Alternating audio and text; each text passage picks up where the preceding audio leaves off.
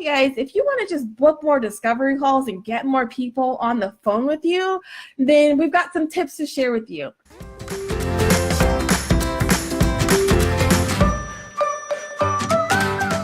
It's all about how to get you motivated and how to drive that passion that you have inside of you for whatever it is that you are sharing with the world.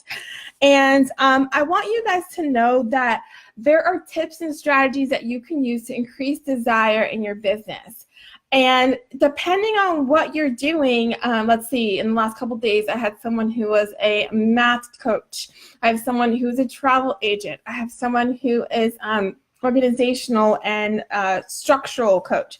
Whatever industry you are in, think about a couple of things. Number one, think about some of the misconceptions around that topic that you're bringing into the picture, that you are offering to the world. What are the misconceptions or the blocks that you as the business owner now has to do the work to break down those blocks and barriers? Right? I'm just going to give you an example. So I was talking to a travel agent. Sometimes we have a misconception that we can't travel, or we don't have the funds to travel, or our family or our parents never went on lots of vacations, and so therefore we just adopt the notion that we can't do lots of vacations with our families. Okay, so if you are a travel agent and you know that, then it's your job in your business to break down those barriers, break down those walls in your marketing messages. Right? If you are someone who helps companies or entrepreneurs to transition to work with teams and to transition to scale, then what are their blocks? Identify their objections, and it's your job as the business owner to squash the stereotypes. It's your job to bring to the forefront what their misconceptions are and then to flip it on its head. You have to do that in your marketing.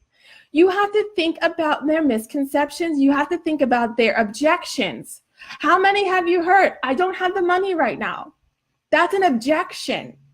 What can you then come in to say, knowing that that could come up in your sales call, that you can then come in and say, here's why it's worth the investment. So you already have that ready to go.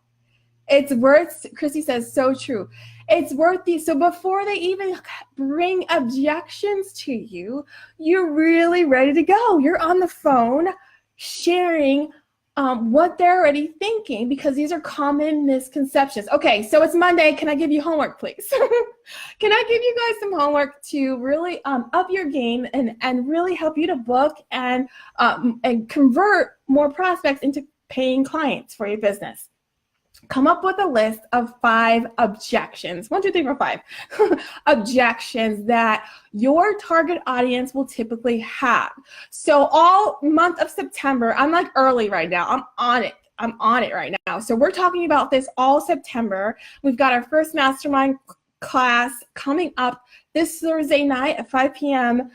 For anyone who is a member of the Solopreneur Marketing Society. If you're not a member yet, send me a private message or just click in, I want to learn more, type in learn more in the comments, and I will send you a link so you can just read the testimonies, read what you get, whatever. So, but the entire month of September, we're talking about sales, your sales conversations, increasing desire. Today, I want to share about objections and overcoming objections before they even tell you they have an objection. Because here's the deal.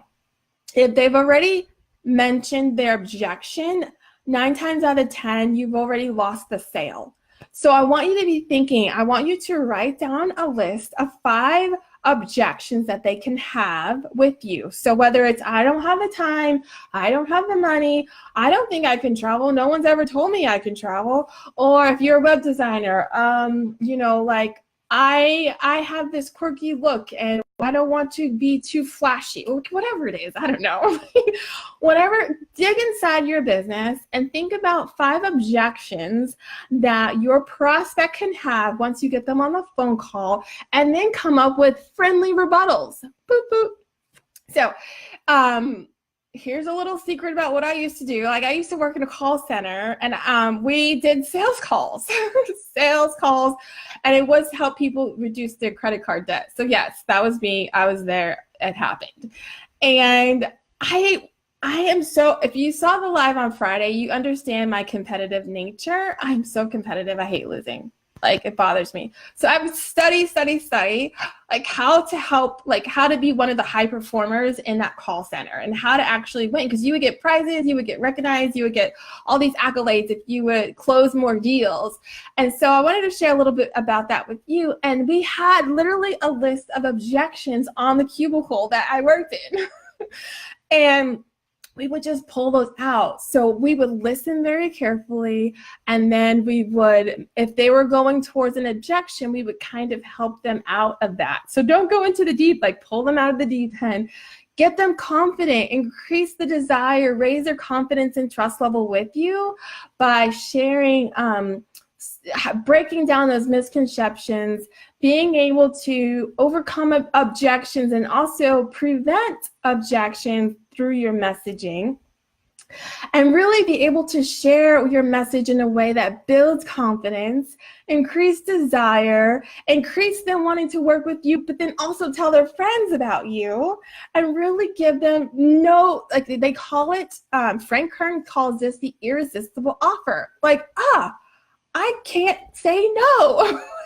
Okay, I'm in, right? Now, this is not about convincing people to work with you. Let's not get that wrong. Like, we don't want to get that wrong. It's about sharing your message in a way that's compelling, and then prevents and rebuttals objections so that you have the most effective marketing messages out there, and you can get more clients to know, like, and trust you. You can get people to share what you're doing with their network, and you can really help people along the way and really share your value, because you know what you have is so important and so pivotal that they might not understand all the value you bring, because we just might be missing some pieces here and there in your marketing messages.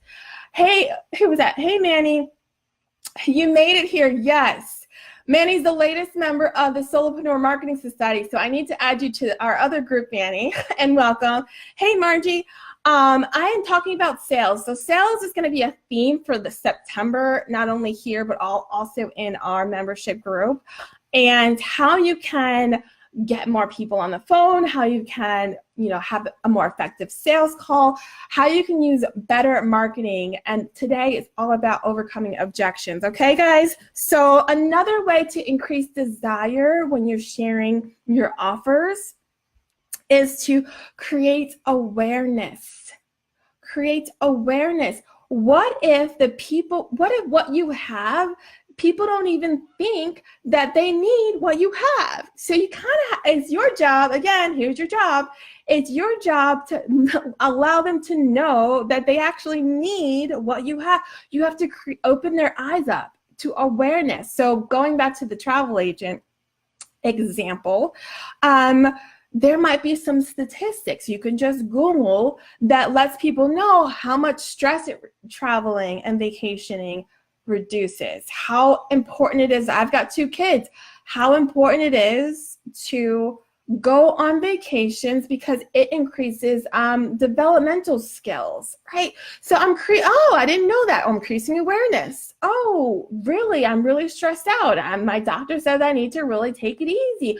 Oh, okay. So maybe I should do a vacation, right? So we've got to educate in our marketing.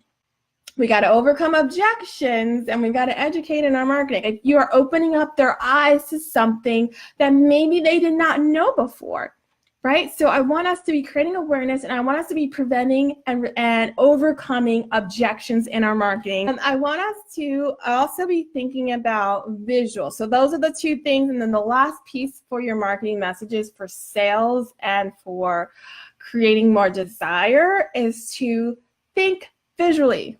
Share visuals, right? If you read articles, I read up on this all last week as well. They say that it's super important to share product demonstrations.